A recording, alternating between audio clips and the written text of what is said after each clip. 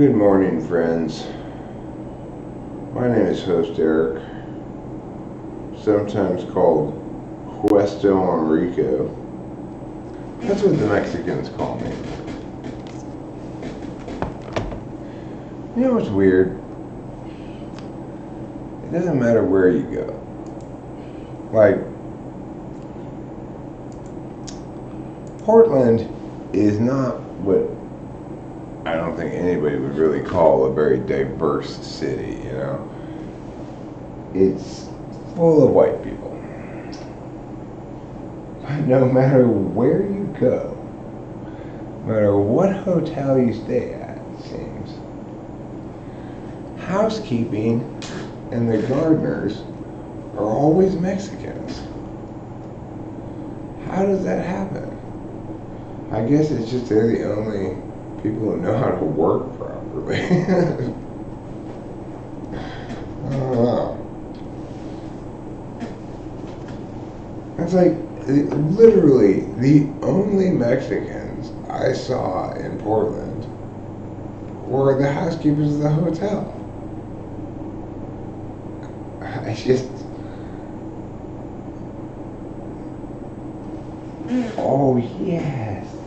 Oh, wonderful kitty. Oh, yeah. One of the things that I think was reflective of T.E. Fuller is when we passed the gardener, he had an electric leaf blower, a battery-powered electric leaf blower. And when we got back to the room, I said, no matter where we go, I gotta deal with these leaf blowers. And she's like, what do you mean? I said, well, the gardener, he had a leaf blower. She said, oh, is that what he had? Like, she just would have noted that he had some kind of tool. Like, might have been a shovel, might have been a leaf blower, might have been a lawnmower, who knows, right? I wonder if that's a T.E. Polar thing, that she just doesn't notice what kind of tool people have. Hi, Eric Thor. Being alive treated me pretty well.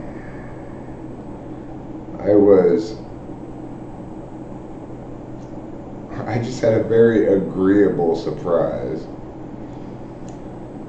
when I checked my bank account, and I was like, okay, I haven't checked it in like 2 weeks, so I bet it's like way down here.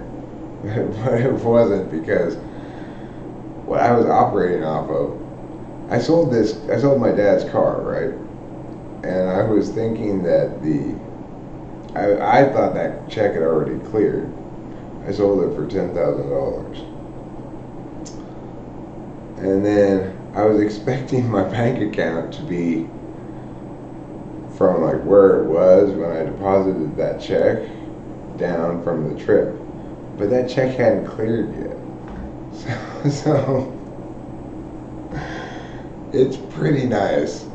It's a pretty nice surprise in the morning when you check your bank account and you have $10,000 more than you expected. That's I mean, how shitty am I at keeping track of these kind of things? Very shitty, obviously. I'm so avoidant. I don't like to look, but see, I don't have a good reason to be avoidant anymore. It's just a habit. I'm so used to being broke all the time.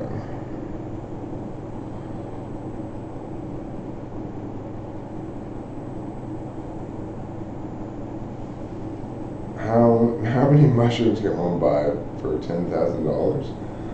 Well, if you get the best mushrooms they have, and I'm not even gonna say where it is that I got them, because I don't want them to get busted or anything, you know. But you could get 4 ounces for $1,000. So for $10,000, you could get 40 ounces, I guess. That's a lot of mushrooms.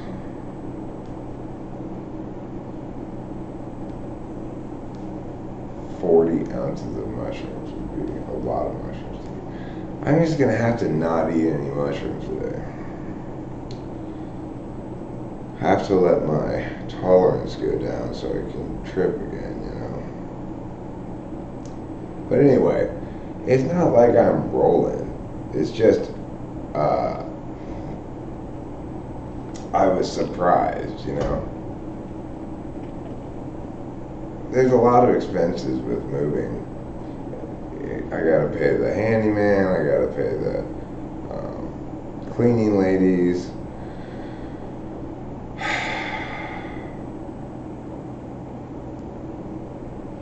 Now I do this all the time. I'm constantly bouncing my knees.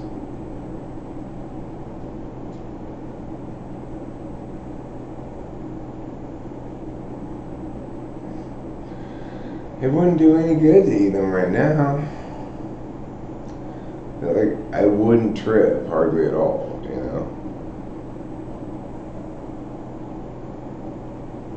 It is called stimming, Winston's mom, but it's spelled with an I because it's short for stimulating, self-stimulating. But this isn't really stimming. Stimming is like this, like autistic people do. You know. The Chinese have an expression for this that says, you're going to shake your money loose if you do this.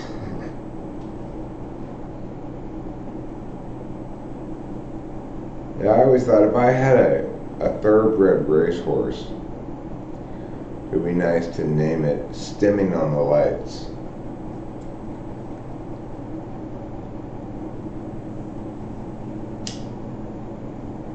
It's a term they use in special ed, because I was a special ed teacher for a long time.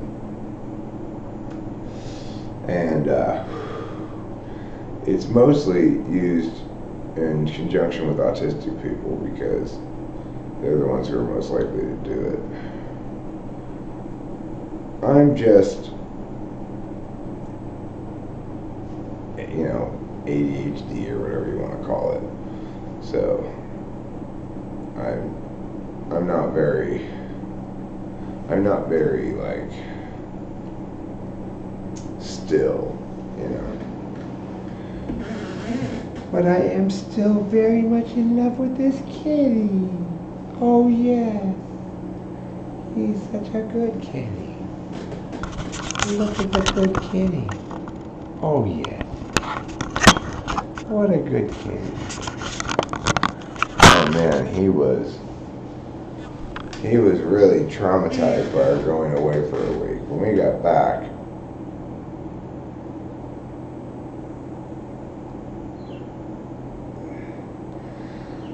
oh yeah, the quotes thing.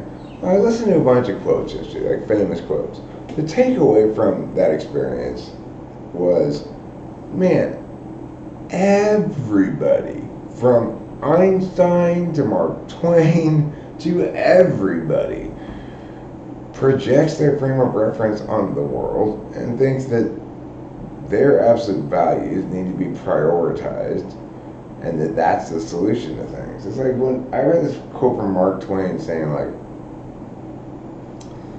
you know, most of life is actually just this ongoing endless torrent of words in your head. For him and me, but not for everybody, right? But he's assuming like everybody's like him. That's just how people live, is with just nonstop words going on in your head.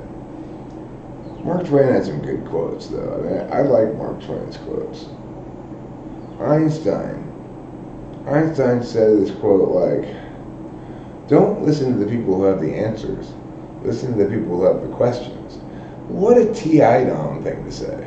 TI is a questioning function. I'd say, well, I'll tell you what, I'll listen to you and your questions, and then I will answer them. How about that? You know, come on, Einstein. Get your head out of your ass.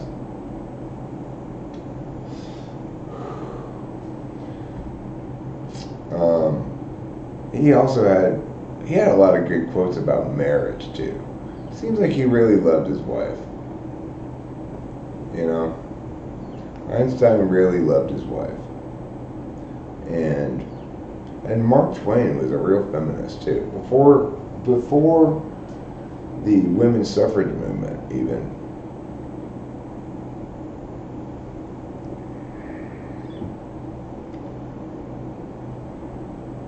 Well, see, that's where ssuarts is wrong, right? Only certain functions metabolize information. Deliberative functions metabolize information. Knowledge functions, you could say they metabolize it, but there's no process, right? Regardless, only epistemology functions are going to metabolize information. Action functions are not, you know? So, like, extrovert intuition is not an information metabolizer, it's an information creator. SE is not an information metabolizer, it's an impact maker. TE is not an information metabolizer, although it coordinates with a knowledge function, but it's a dynamic dance with information, you know? So, in order to use TE and FE successfully, you do have to metabolize information, but that's not what they are. The metabolization part comes through the epistemology functions, obviously. So this is just one of the myriad ways in which socionics is fucking itself in the butt.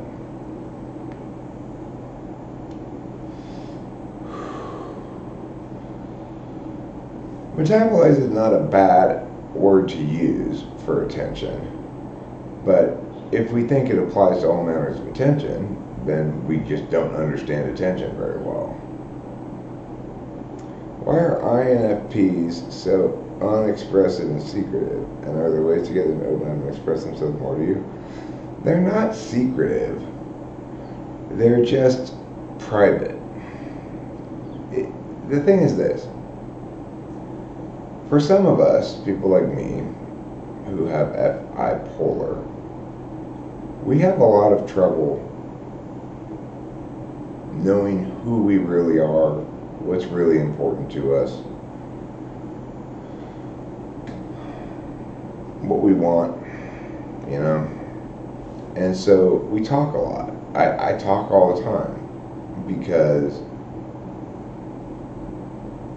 I can't internally know myself very well. For an INFP, they internally know themselves very well. They internally know themselves with their subjective deliberation function as a dominant function, and with their subjective knowledge function as the other absolute conscious value. With those two conscious values defining your ends, then there's not a whole lot of reason to share yourself with a lot of people. You don't need to share yourself with people to know who you are and what's important to you.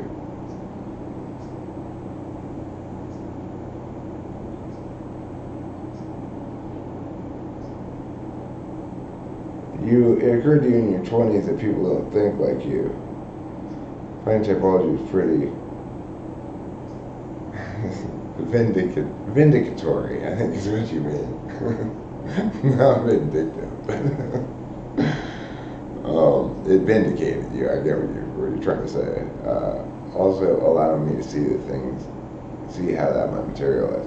Yeah, cognitive functions, it's like if you go through history, the history of human thought, ideation, philosophy, whatever you want to call it, what you see is everybody needing one piece of puzzle to get things correct, and that piece of puzzle being the fact that people are not the same. You know, it's like but they're not unique either.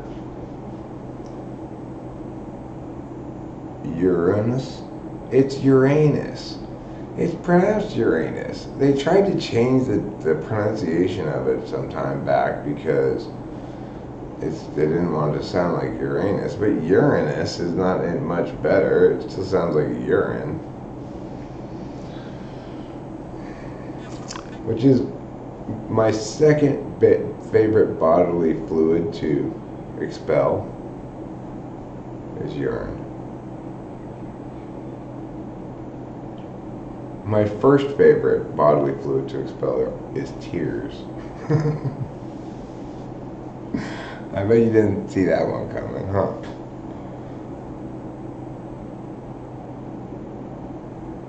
I mean, yeah, school is where cognitive functions needs to inform more than anything else.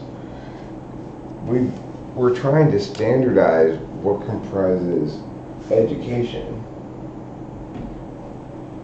but we should have 16 different standard educations, depending on what type you are, you know? Then it would make sense to standardize. It's like if this education were customized for INFPs or something, then you could put all the INFPs in the class and teach them all the same way, and it will be fine. But you cannot do it such that you put ENTP in the same class as ESFP and say, okay, we're going to cover proofs now. I mean, ESFP has no chance, and it's easy as cake for me. Sure, it's as easy as pie as well. It's like impromptu speaking, which I was talking a little bit about in the live stream last night. It's a competitive speech event, impromptu speaking. They give you a topic like Christmas, and you just get up and talk about it for 5 minutes. When I was in high school, I competed in that event. I thought, how is this even an event? It's like you don't even have to do anything. You just get a topic and you just start talking about it. It's like, where's the challenge in that? Well, for other people, it was incredibly challenging. You know, in EDOMs, there's no challenge there, but if you get like an ISTP trying to do impromptu speaking, then they're just gonna completely fail utterly. It's not something you can teach, right? It's like, okay, well, I'm an excellent speech coach. I can teach this ISTP to do impromptu speaking. Never in a billion years, you know? So, and concurrently, you're never going to get me to win dramatic interpretation. Because, first of all, I can't take any of the DI speeches seriously. Every time, even when I would coach kids in DI, I was bad at coaching it. Because it's like, you're supposed to be all serious and dramatic, and I just want to make fun of it every time.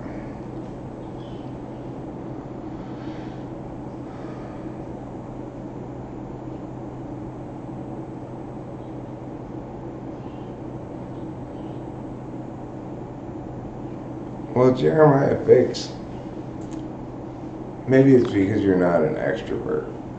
Because it's like, when I did impromptu speaking, I was talking and reading the room at the same time, no problem.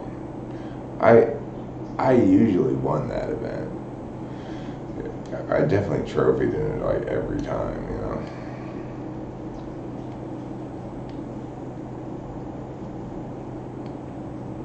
But there were other events that, you know, I also did original oratory, where I wrote a speech, memorized it, and performed it. But I didn't do nearly as well as at that. And it wasn't because my speech writing wasn't good. My speech was good. I had this weird out-of-body experience every time every time I did the speech, because it wasn't natural, you know. It was like I had memorized it and was reciting it, and I just couldn't pull that off nearly as well, you know.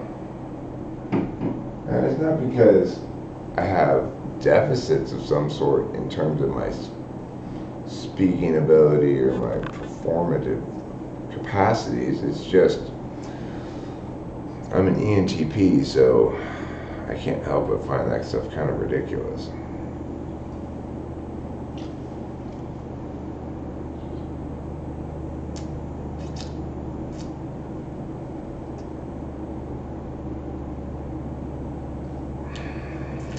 I mean, here I asked if I was good at writing essays they assigned to me. The essays that I wrote were good, but I was terrible at completing assignments. It's like I procrastinated and procrastinated and procrastinated. Like, I still procrastinate. I had to write it. I was assigned an essay recently. I wrote it finally.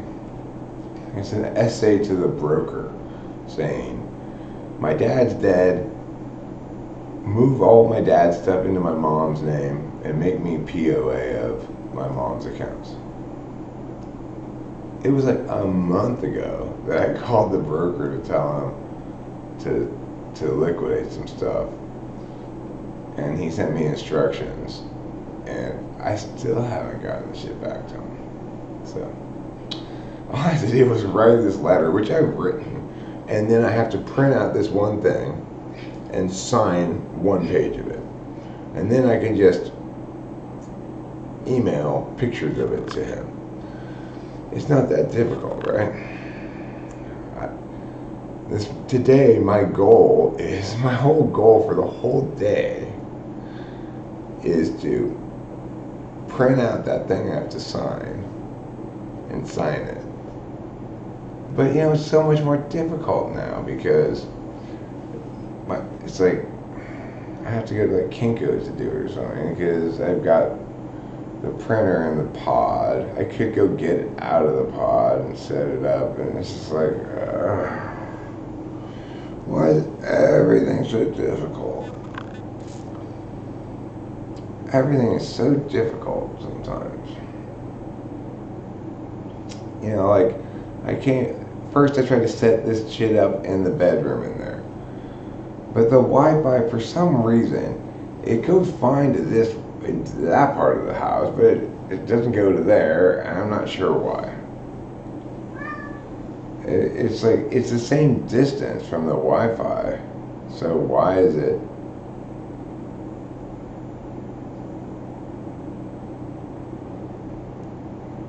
Well, thanks, Winston's mom. It is difficult, but you know, it helps that I have all these professionals working with me. You know, the realtors and like the estate sale people. The estate sale people did a good job of getting everything out of here, except they did one thing that just I am fuming about. They ripped out my weed plants.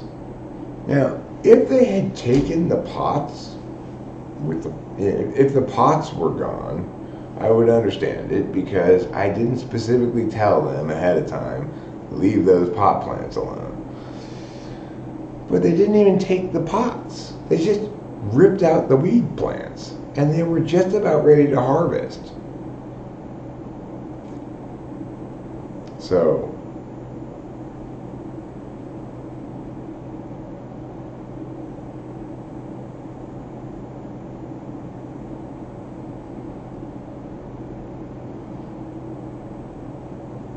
you went through orientation and signing up for classes and finding transportation, etc. I am the horse jumping rope. Will a rider tell me jump?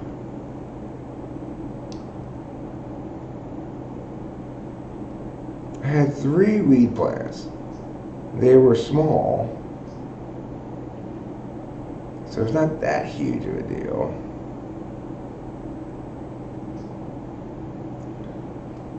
But it pisses me off.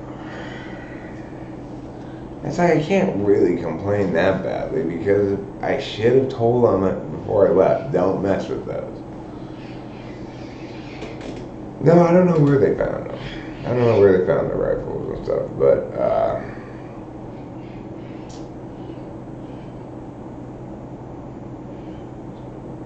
they also found my birth certificate, which was nice. I was looking for that. They found my original birth certificate.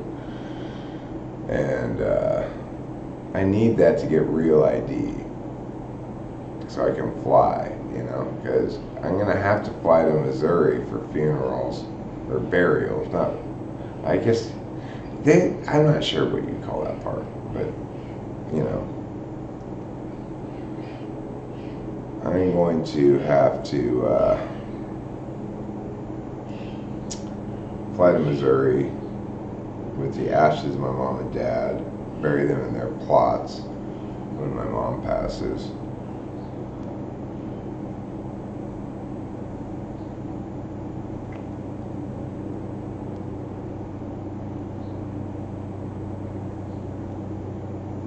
I don't know how much longer she has.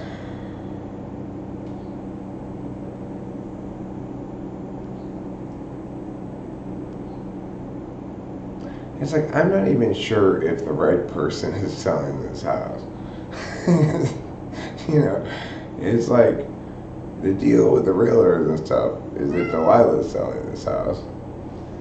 But I'm not even sure she can until my mom's dead. I might have to be the one to sell it as POA because she can't access any of the trust stuff. I have to, because my mom's still alive and I'm her power of attorney. So, maybe that's true of the house too, I don't know. That'd be funny if it turned out to be. No, we'll take Rachel and Delilah with me, of course. And Delilah will probably fly separately. But I mean, actually it depends.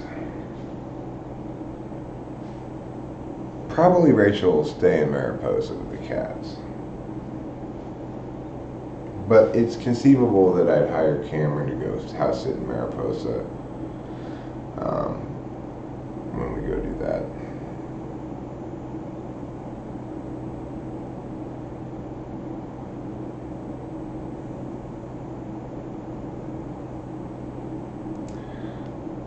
Yeah, well, the thing is, it's like we could have all of this stuff, the paperwork and stuff, all ready to go, set up, and be ready to sell the house. Then my mom dies, right? And then we have to redo it all or something. I don't know. So,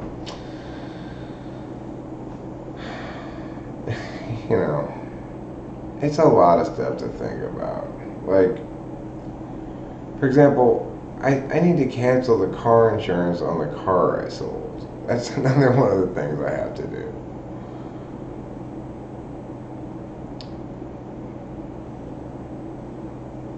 And that means I'm going to have to figure out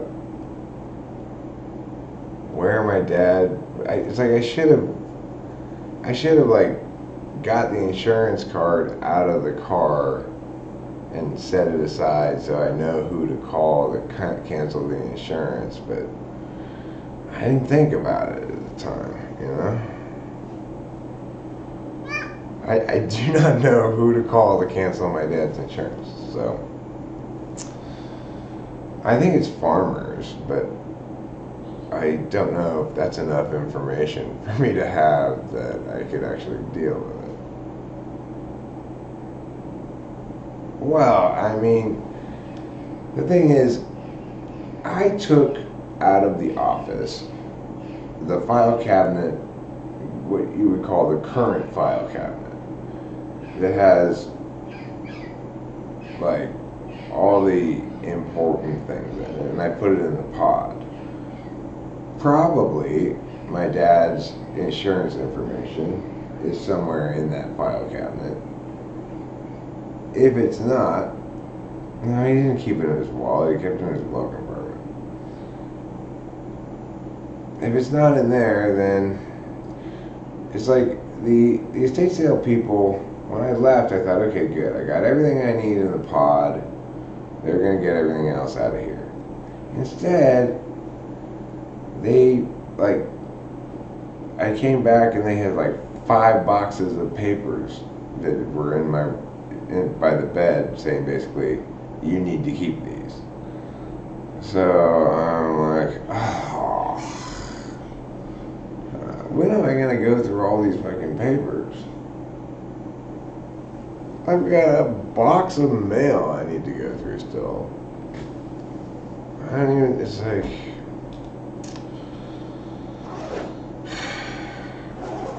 I wish that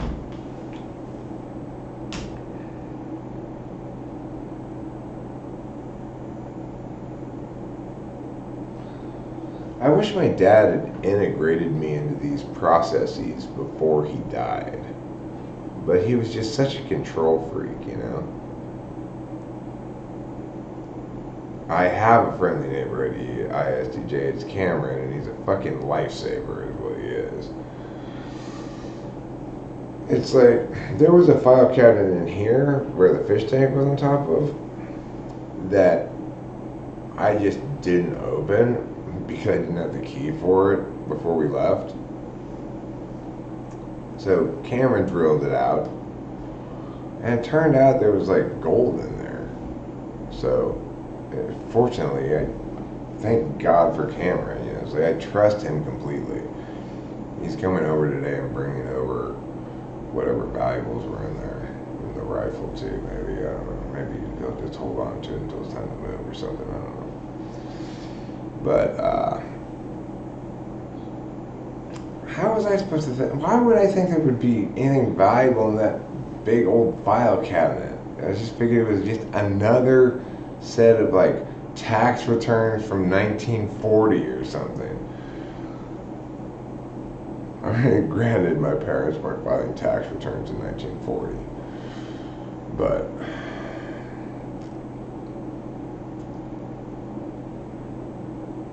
you know what else they found, which is pretty cool, and I really want. It's pretty damn cool.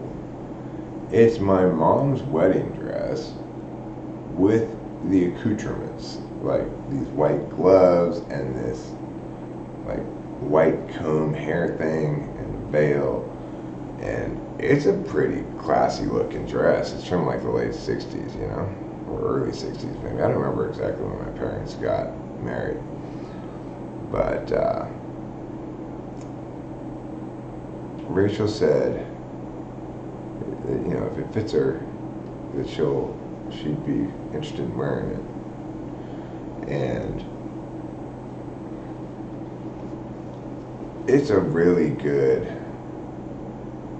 I mean, like, I think it looks classy, you know, it's not, I think contemporary wedding dresses are maybe a little too frilly, you know? It's got this kind of classic, simple, I don't know. I don't know anything about what, this is just, it feels like Chanel to me. I know it's not that brand probably, but it's got that kind of vibe to it. And I mean, I don't know what Chanel really looks like or anything, but I think of it as being not overly ornate.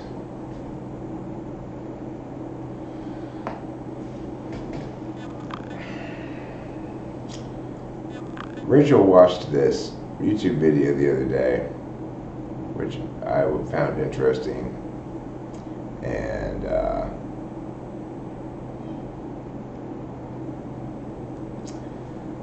it was about the 10 most hated perfume smells.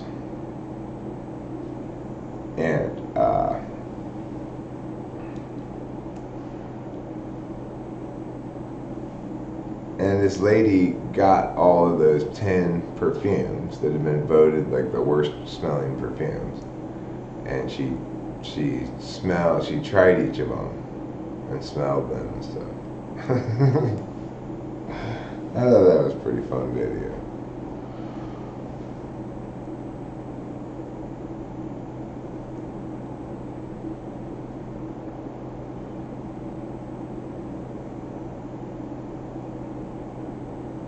Your partner's also a P, but you got stuck with the J test. Just remember, only half the P's are actually P's. With the introverts, their P's and J's are backwards, so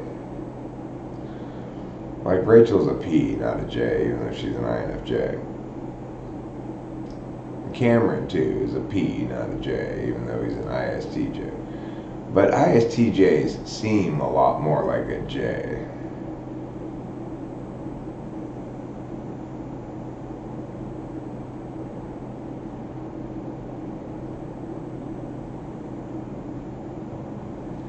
I think you have to cleanse your nose before sniffing that many perfumes. I mean, I think she recorded each of them separately and then strung them together. I don't think it was like squirt, smell, next one, squirt, smell. So I think she did one, stopped the video, did another one, then pushed them all together, you know.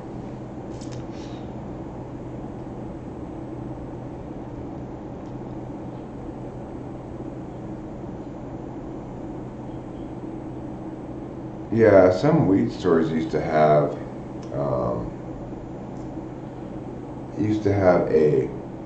a thing that you'd smell between smelling the different weeds. But I haven't seen that in a while now.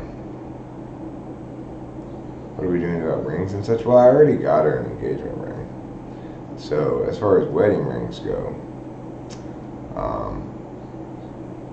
simple gold bands maybe? I haven't really thought about it.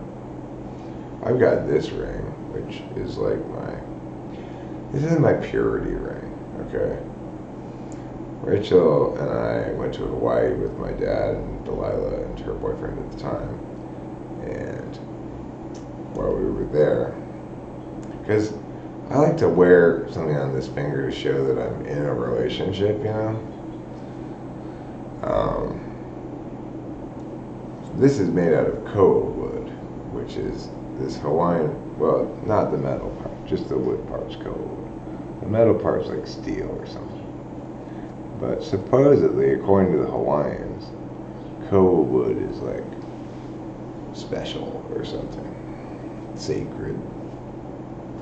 You know, I like the look of it. I like the look of this ring. It's cool. Makes me go, that's a cool ring. But, you know,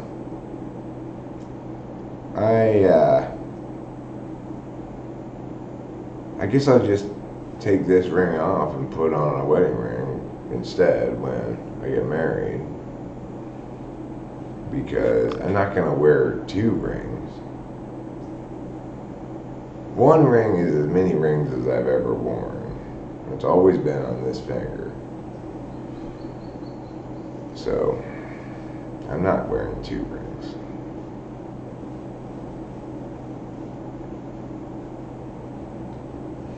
Rachel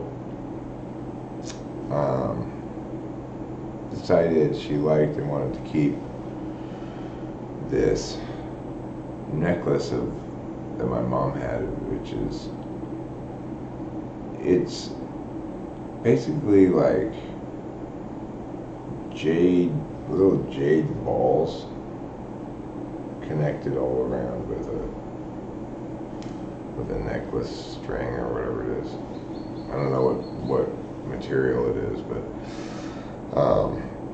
regardless, it made me happy that she wanted to keep that thing, because Rachel's got like perfect taste in things. So she never makes a wrong aesthetic decision, really. All the clothes she buys and dresses in are cool. You know, they look good.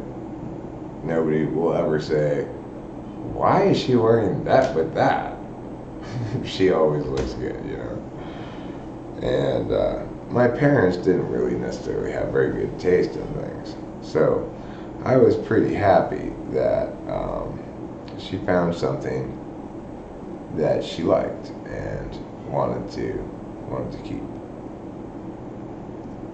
Hi, Clashing Games.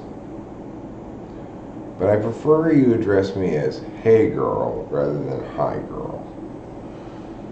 You're never going to get in my pants that way. You should also toss in a sup.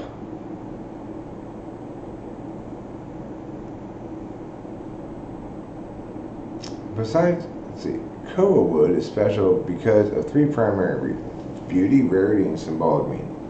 The beauty of koa is rooted in its unique grain patterns and a variety of colors. Only grows in Hawaii. Besides fine furniture and musical instruments, koa is used for small crafts, turnings, carvings, decorative veneer.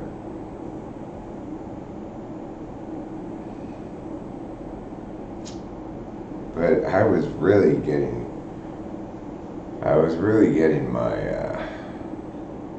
my chismosa on yesterday morning when Rachel was listening to this video.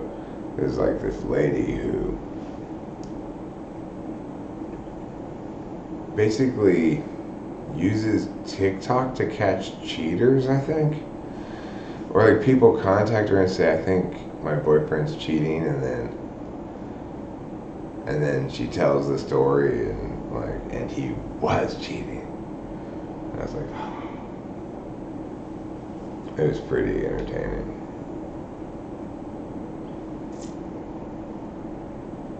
There's something just very, like,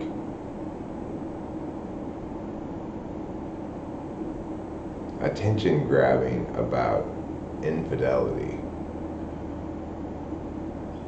Because, you know, this guy's like, no, I didn't cheat. I like talking to girls, and I was just talking to them on the dating app. I never met up with any of them or anything, and you know, it's just my way of not straying is by talking to chicks on dating app. Come on. If you want to talk to, I like talking to girls too, you know. But I talk to girls around here all the time. I'm talking to Miss Fortune. I'm talking to Winston's mom. I like girls. I like talking to them. I hate sausage parties, you know. Who wants to go to a sausage party? If it's just me and a bunch of dudes, the only thing anybody's ever going to think, maybe I'm ever going to think, is, are we this lame that we can't get any girls to hang out with us? But if you're talking to girls on a dating app, you don't want to talk to girls. You want to fuck them.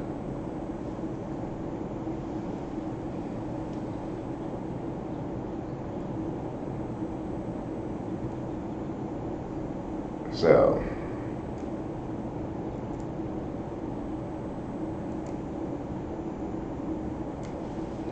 well, it used to be, because, you know, my first wife cheated on me, and for quite a while afterwards,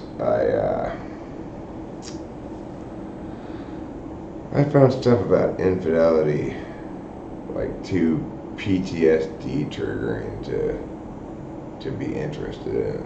But that was a long time ago now, so I guess, and I'm not at all concerned about me and Rachel, you know. Neither Rachel nor I is ever going to cheat. We have an incredibly good relationship. It's weird. It's so strange because it really drives home just like how every other relationship I was ever in was so shitty.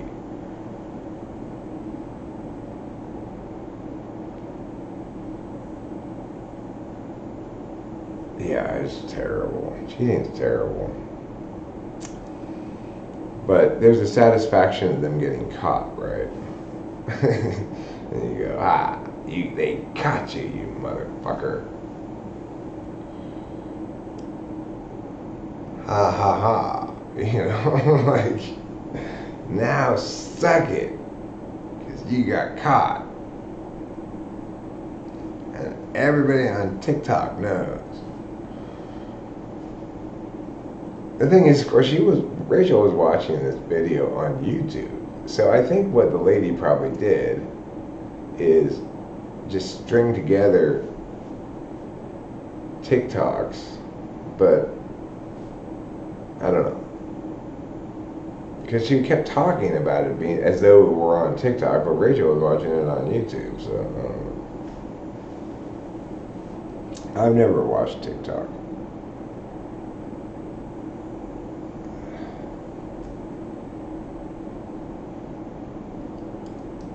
I see that hot chick with that dude. Surely the odds will favor me sometime. It's funny, I never thought that. I never thought, I can't be that ugly. I always thought, well, you know, I got certain things in life. Being attractive to women is not one of them.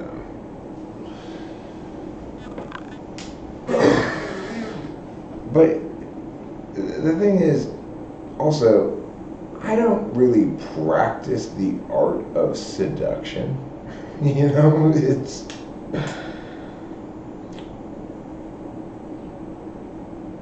I'm so self-absorbed, and I like to make a lot of jokes and stuff. I've got zero Pepe Le Pew in me. L'amour. Oh, L'amour, your eyes are like pools of water in the moon. I have zero of that in me, so I just feel like, you know, to just have a woman be willing to be with me, really. It's not easy being with Eric.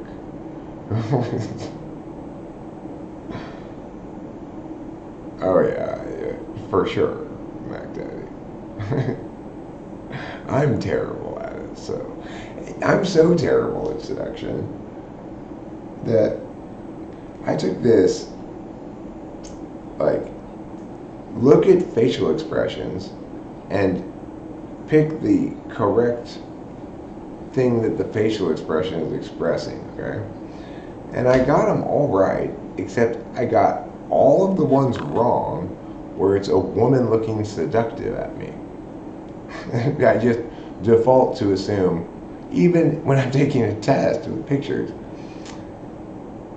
that can't be seductive because women don't look at me like that. You know, I'd say, like, you know, concerned or happy. So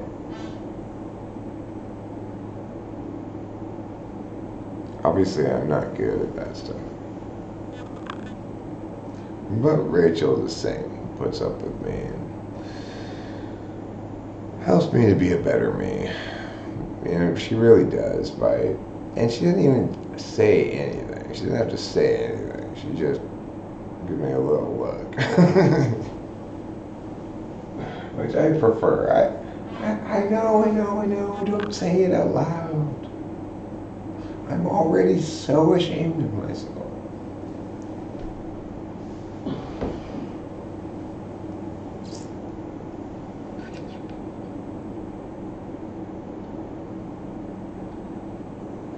Well, the reason I did it is I was trying to see if something like that would work as an FE test. I had a few people try it. I got feedback from people on it, like, and it doesn't work as an FE test, the facial expressions, because FE polar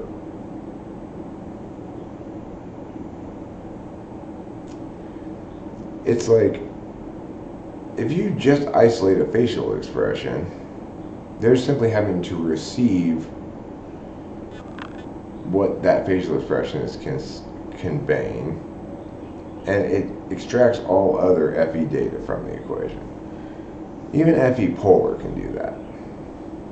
Maybe some people are like me, that they get one particular kind of expression wrong, but that was just further indication to me that it's not really very reliable to tell anything, you know. So you got COVID, Marge. Congratulations. How you feeling? You got, are you sleeping a lot? Do you constantly smell Band-Aids?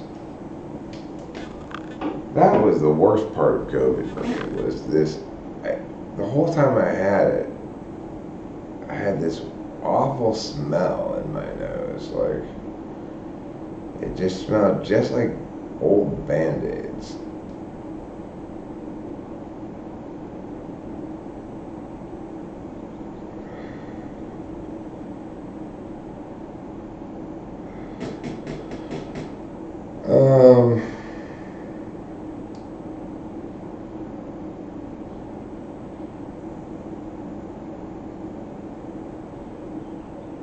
Probably MacDaddy. Probably FI third resorts to using TI. But it would really be TE second resorts to using TI when TE isn't adequate. The FI is just giving the person clarity about what they're trying to accomplish and what they want and what's important to them and stuff. It's not a very expressive function, you know. People don't usually try to justify with their FI. They don't say, we should go to Mia because I want to. People just don't. They know that that's not going to work as a justification. So usually, even FI people, if they're trying to justify things, are going to come up with some reasons other than, because I arbitrarily want it.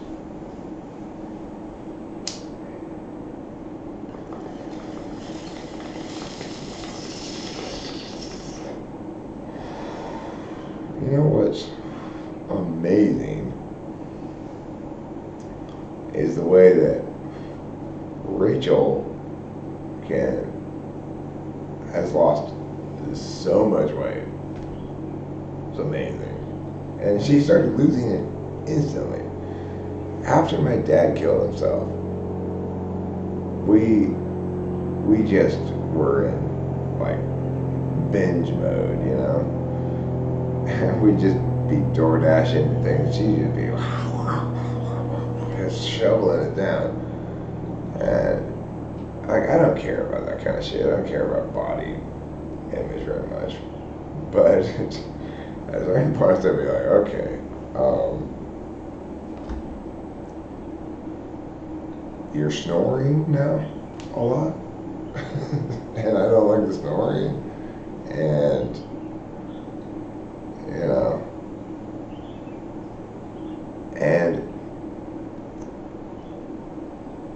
at first she was really mad at me because you just can't tell a girl you're getting too fat. You just can't tell them that, or else they freak out, you know.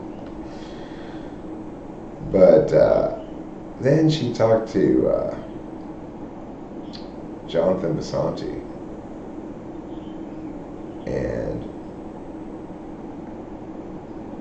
boy, when I came back home I had gone to play poker because she was so mad at me. I just wanted to get out of the house. was. And when I came back after that conversation, she was an entirely different. It was just like she wasn't mad at me at all anymore.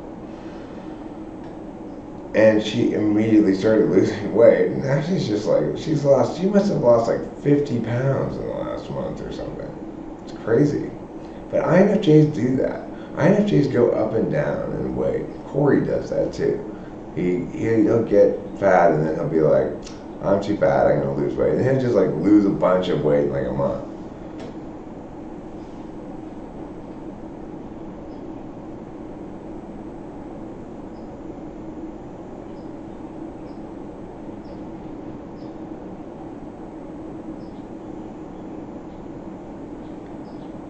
Well, it wasn't a diatribe. I was like, really didn't want to say anything, you know? But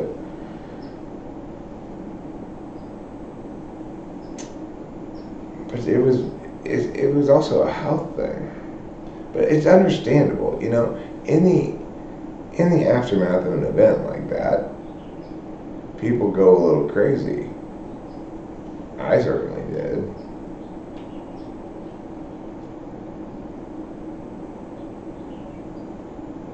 Well, I'm just super impressed by her discipline / she made the decision and all of a sudden she's just eating a fraction of what she used to eat. It's crazy.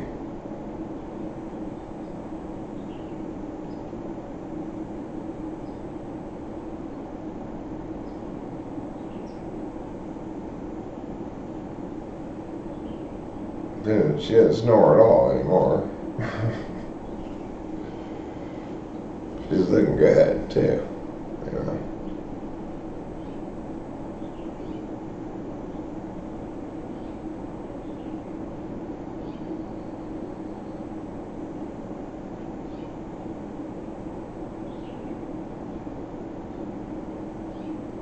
Yeah, I'm not even very, very fussy about that kind of thing. It was a situation, you know?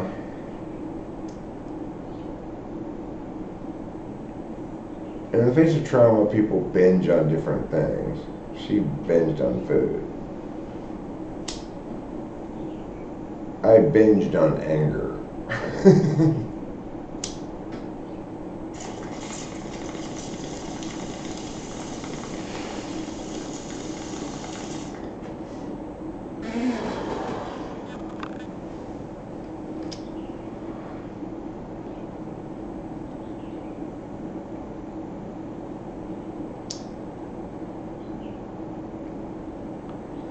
I mean, I tried to do it as diplomatically as possible.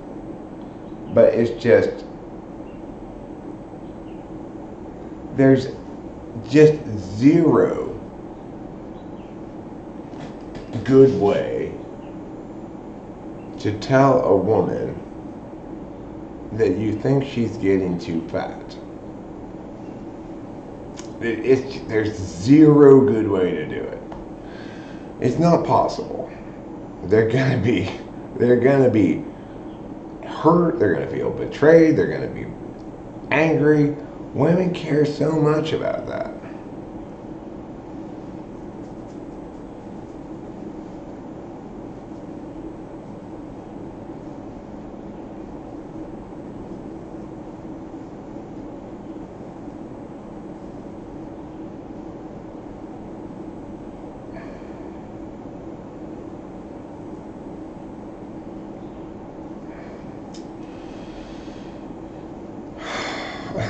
Yeah, well, misfortune. If you really want to see somebody not be happy, ask a doctor to justify what they're telling you. They don't like to do that at all. They're like, my justification is that I'm a doctor, and I know both. You're an idiot, and you definitely don't know best if you can't explain why what you're saying is correct.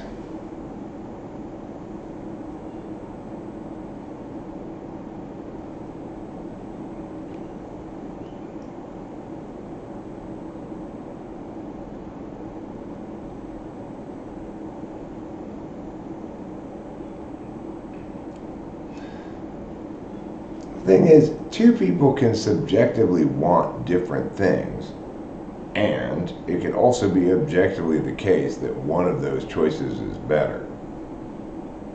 So, you know,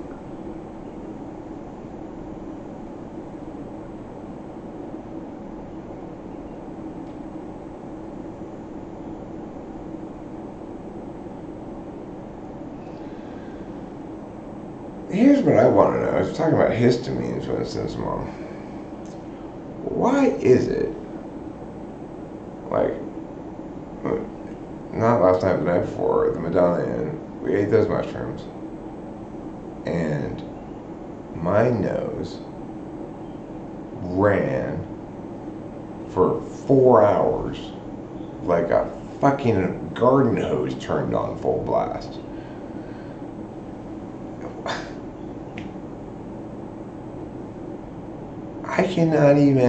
You cannot overestimate the amount of Kleenexes I went through.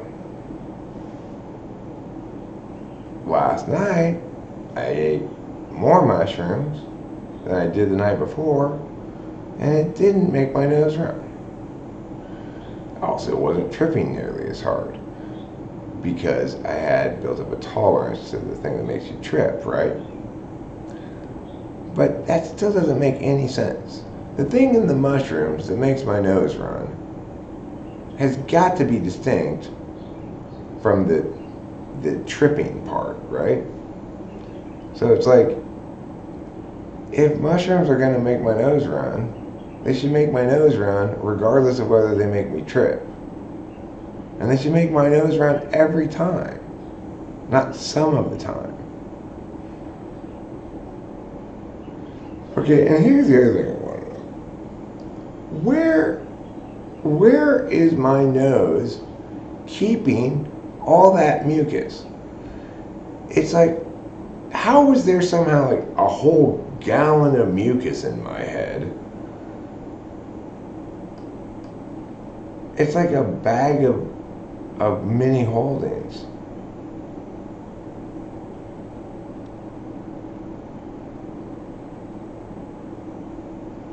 No, this has happened before too. When I take mushrooms, and some of the time it causes my nose to just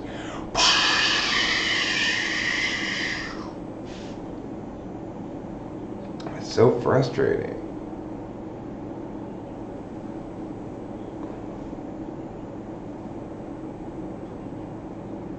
And let's say, okay, maybe it wasn't keeping all that mucus in there, it was just kept making it, so it makes it, it comes out, it doesn't have to store it anywhere. Fine, okay. Then why wasn't I incredibly dehydrated? Because I blew out so much liquid from my body. I should have taken a Benadryl. Finally, towards the end of the mushroom trip, I took a couple of chlortrimetons, and it helped a little bit.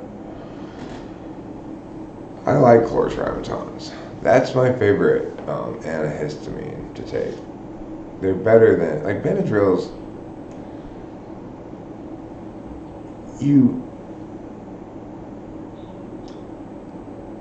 They make me feel like I don't sleep well when I take Benadryls. They've got this weird kind of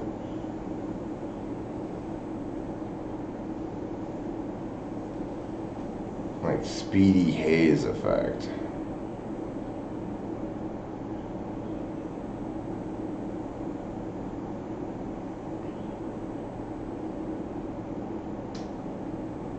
It's called a sinus flush. There's a subreddit all about this. That's funny. I wish I had read the subreddit about nitrous oxide before gave myself neuropathy. But it is getting better slowly. It's not nearly as bad as it was at its worst moment. Hopefully Rachel's getting better too, you know. Don't do nitrous oxide. It's not good for you. It uses up all your B vitamins and then you get neuropathy. I was really mad at myself after the last box I did because for like weeks afterwards, and even still, it depends on the point of the day, you know. But when I put my head down like this, I feel these electric shoots. It didn't happen right now, which is why I'm happy it's getting better. It used to happen every single time. Blowtorch is in the car. I haven't finished unpacking the car yet. I didn't even use the torch at all. I brought it with me on the trip, but I didn't use it one time. So,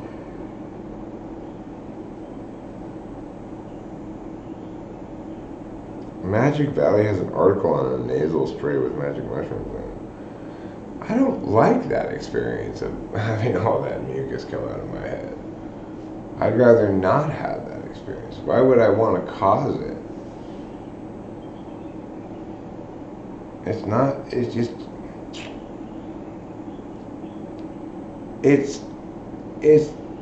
bad enough to just have to blow your nose all the time. But it's even worse when you have a mustache.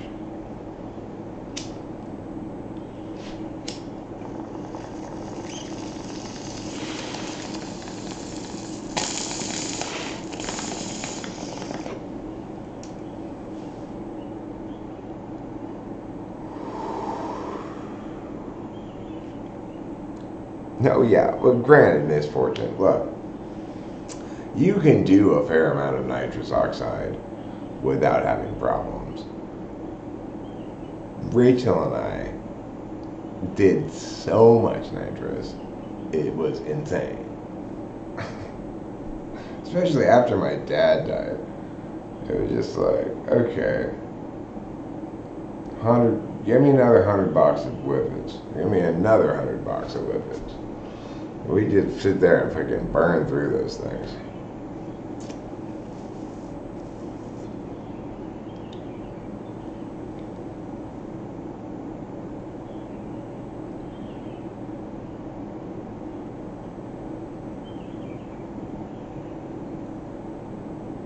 Sure, I would love to do that.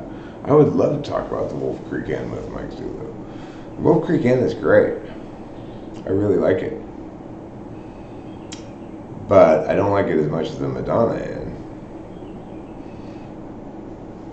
But if you want to stay like in a historic old inn, the Wolf Creek Inn is fantastic. And it's not super expensive. It's like not really much more. It's basically the same price as any other hotel room. You know, you get a hotel room, you're gonna spend about $150. When they might list the thing at like $89 a night or whatever, but you end up spending $150 because they have some resort fee and some or whatever. You know, states love to tax hotel shit because they're taxing people who don't live there. So it's like,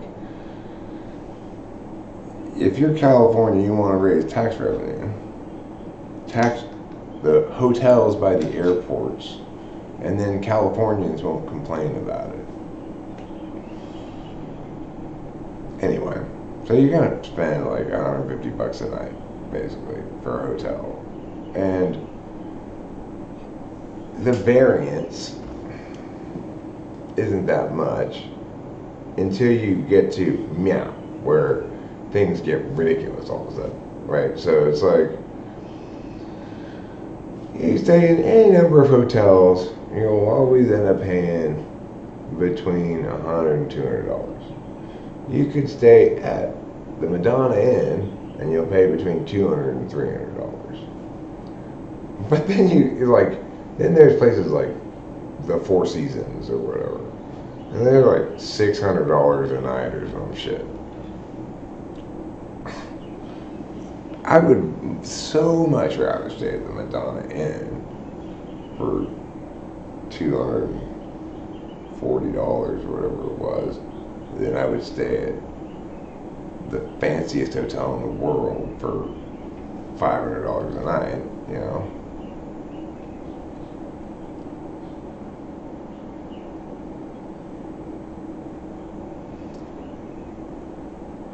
I mean, yeah, Jeremiah Fix, if you are suggesting to me that the government is not doing a good job of spending our tax dollars, you will find no argument here.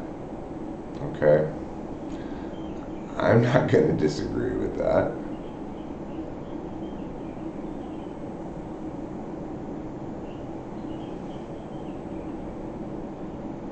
There's a lot of dumbass shit the government spends money on.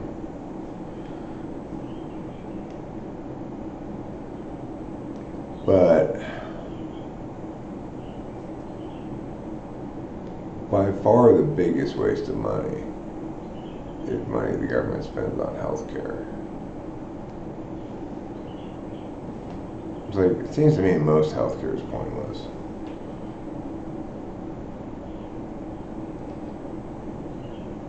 It's like we're directing so much attention to the margins. It's, for the vast majority of people, they're either healthy, you know, or there's something wrong with them. When there's something wrong with them, it's either an injury, in which case healthcare is great, fine. And healthcare is great for injuries.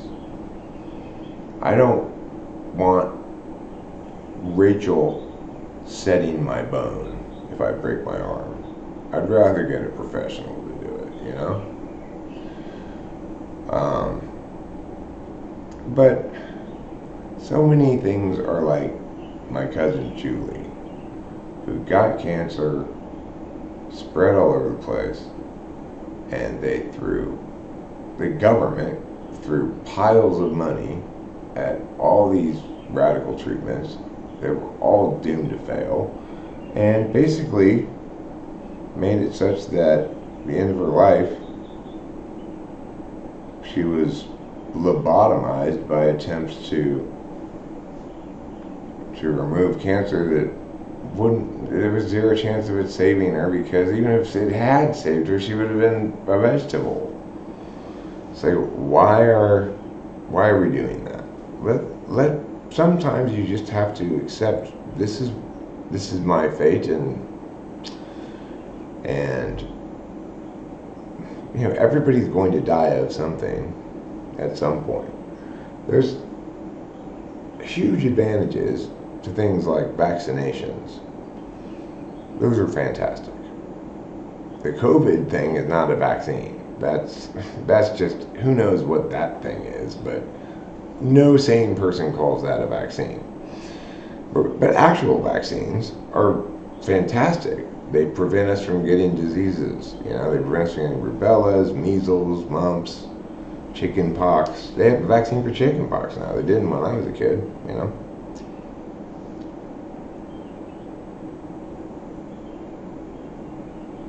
Yeah, everything they do is useless. If they don't, the thing is, medical care works in a couple of ways. Either you have something specific and fixable wrong with you, in which case they can fix it, no problem. Or you get caught up in this whirlpool of healthcare nonsense.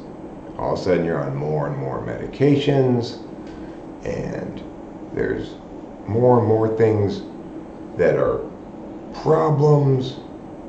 You know, you've got like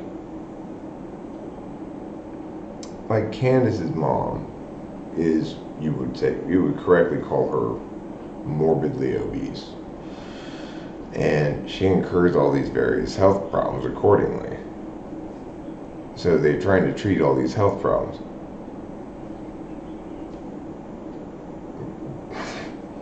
I mean,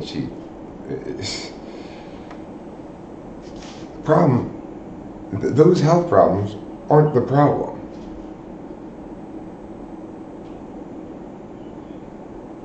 Costs all kinds of money, right?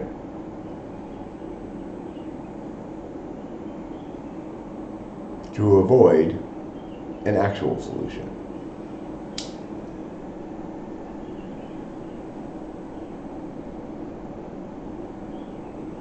And you know, even when things can be fixed, the way healthcare is currently, everybody's incentivized not to fix it.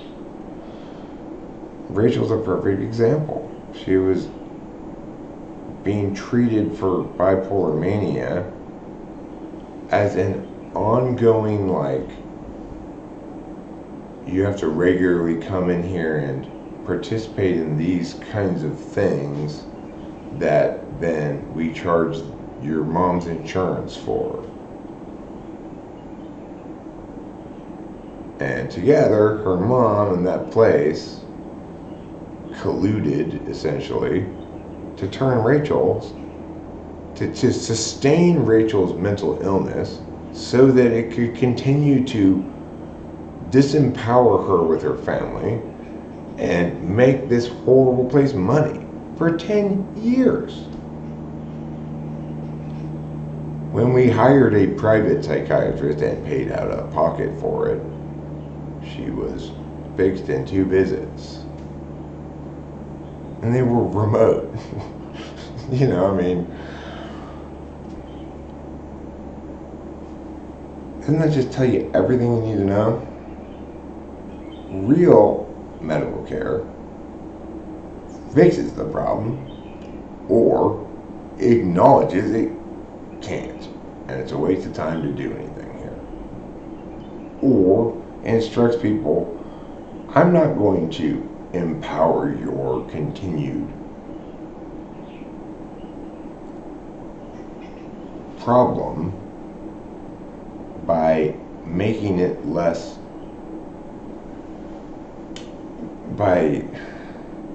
it's like Candace's mom,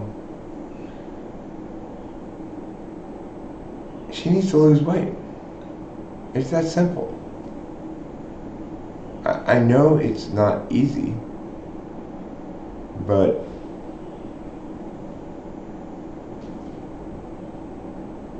why is it that her health insurance should have to pay for all of these treatments while she has no responsibility at all to do basic things that would prevent these problems from being problems?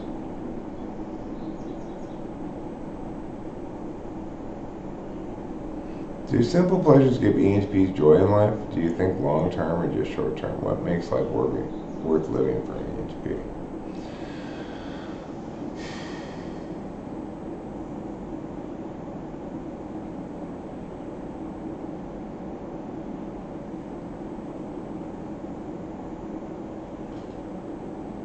Well, SI pleasures give me pleasure. Food, bath, bed if I'm in the mood for it, you know. And SI discomfort makes me very unhappy.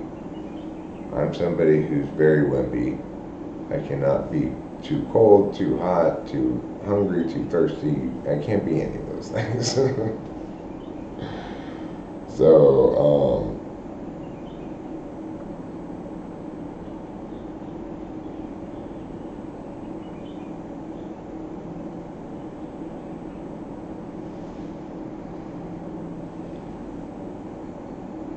the thing is, ultimately, it's not even really about diet for most people. For most people, it's about exercise. Humans have become much more sedentary than historically we were. and our biologies for a lot of people are such that if they're gonna not become fat, they need to be plowing fields every day, you know, and that's just, there aren't that many field plow jobs available. Because if you think about it, we had human beings farming and shit who we needed to exert shit tons of energy, and like I could never do that without just eating massive amounts of food all the time because my metabolism's so high. But that makes me a poor candidate for surviving famine. Good morning. Hi. Good, how are you? Are you doing that now? Yeah. Well, I'm live streaming right now. Yeah. Yeah, okay, cool. And whenever you're ready to come out here, I'll just stop by.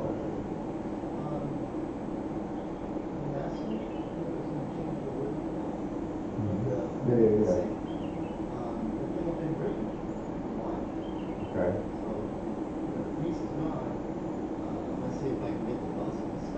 Okay.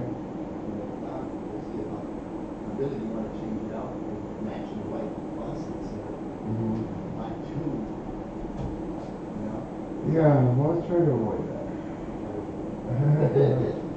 that. All right, thanks a lot.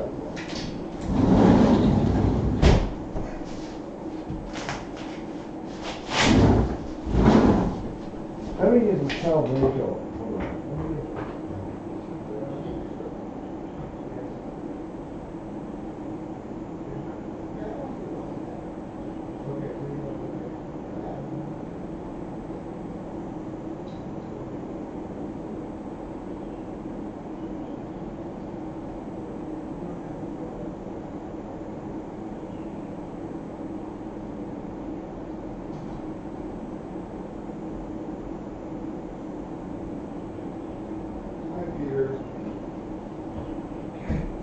Peacock shit on everything.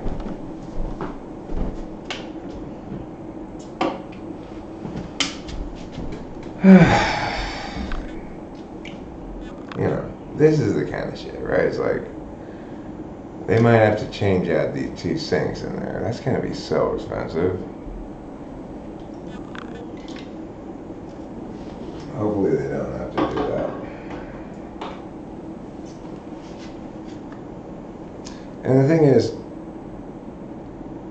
underneath this floor here, there's plumbing for a toilet. But we didn't actually install the toilet. When this remodel was done, because of like property tax reasons, it would have increased the property taxes by a amount a year if my dad had put a toilet in there. That would have changed the status of this room or something like that, you know. But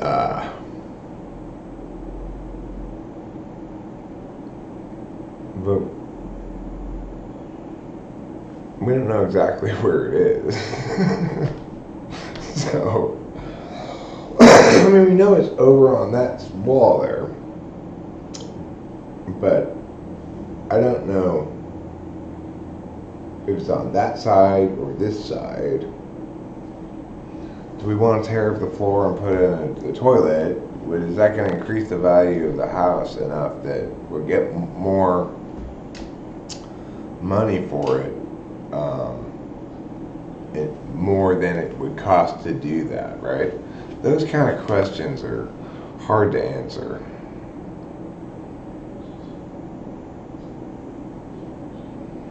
Like, because we could just tell the people about it. I mean, not me, obviously, the real. I'm not going to be involved in any of the, like, selling of the house, obviously. I'll be away whenever the realtors are trying to sell the house to somebody. Um, even we'll just like even if we just stay like a Motel 6 nearby or something, you know. But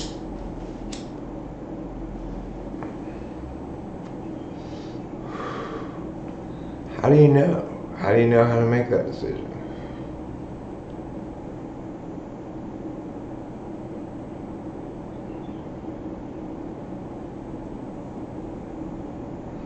Now, I get that, Winston's mom, but the question is it a good deal for me, right? So, if I'm going to pay for this, is it going to end up making me? Is that going to be a good financial decision? Is it going to be a net gain or a net loss? So I paid $80 for the winter seating on the front lawn. That was a good decision because it actually looks quite nice now. It's looking green.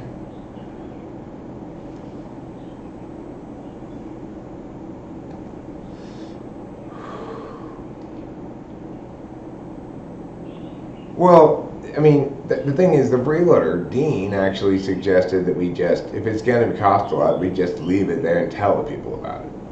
That's what he said. But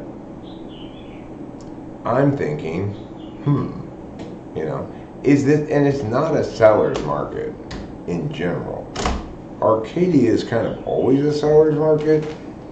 Where I happen to live is as seller's markety as it gets. But right now is not a seller's market. Even though they cut interest rates last time, they're still high.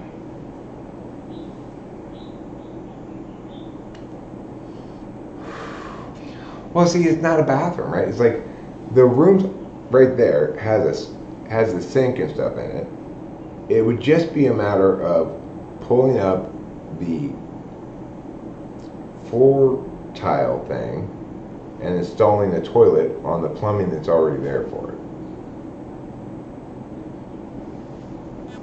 But probably we won't do it because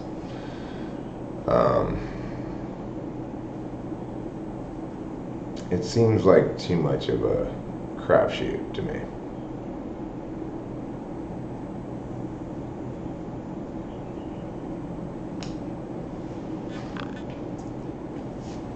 This house will sell itself mostly because whoever's going to buy this house is buying it because it'll be one of the cheaper houses. Like, we're going to list it probably at, I've been thinking about saying let's list it at 1.1 instead of 1.15.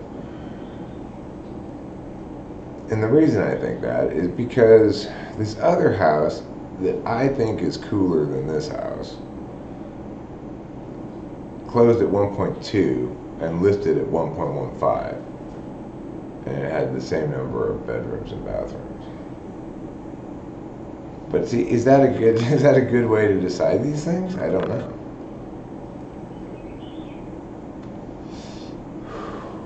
Like the listing agreement with the realtors says 1.15.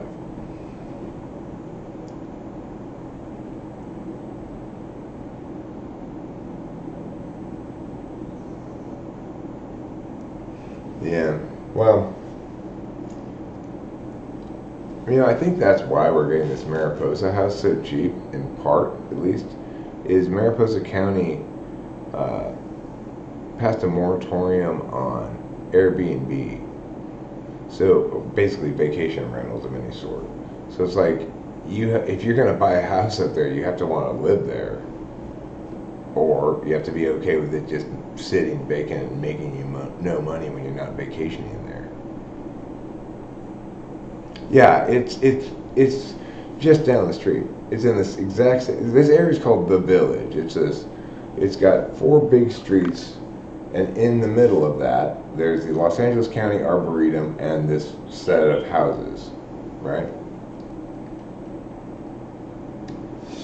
The thing about that other house is it looked much more like it looked mid-century, you know.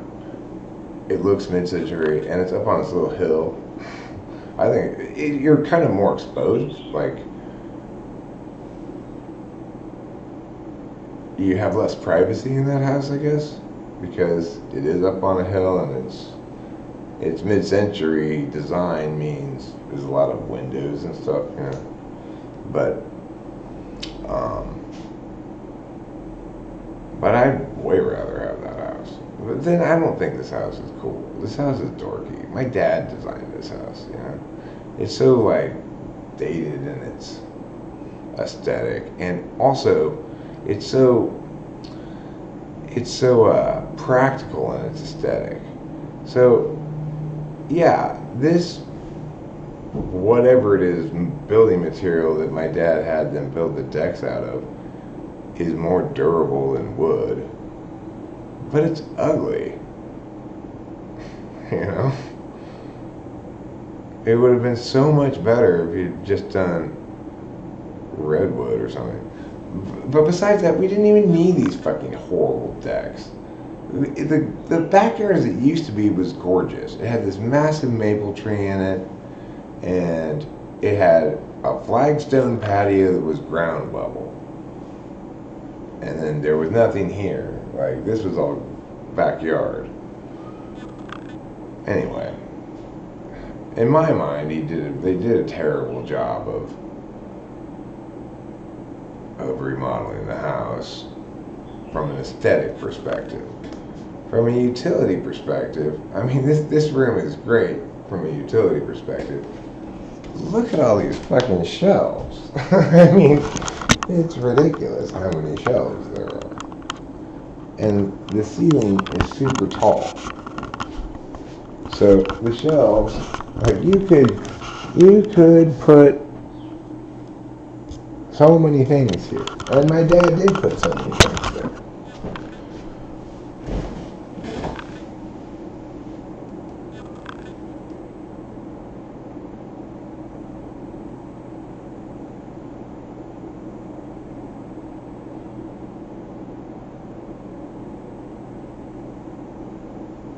Yeah, well, I mean, and the house is less than half as expensive as this one. So,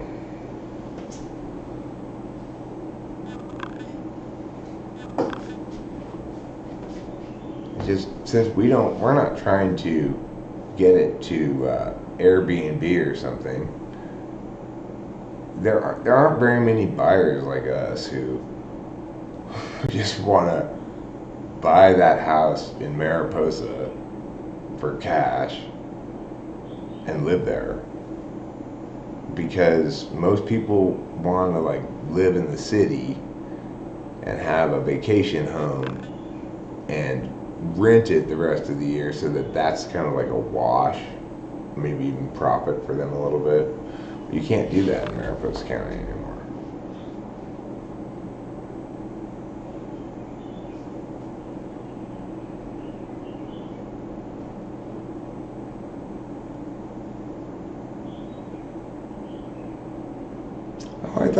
I thought somebody else told me the last time they made a change they'd lowered them after raising them a bunch of times.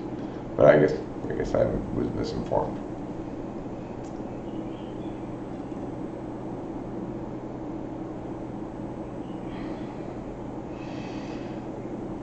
The thing is, are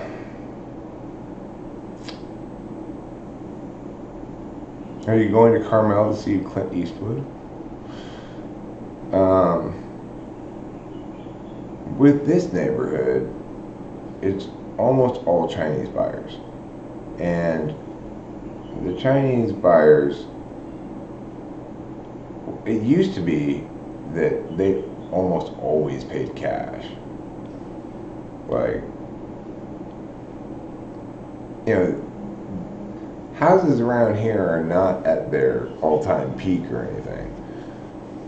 There was a time, I don't know, maybe like 10 years ago, when the market for houses in this neighborhood was red hot, and people were getting like $3 million for their house or something. But it's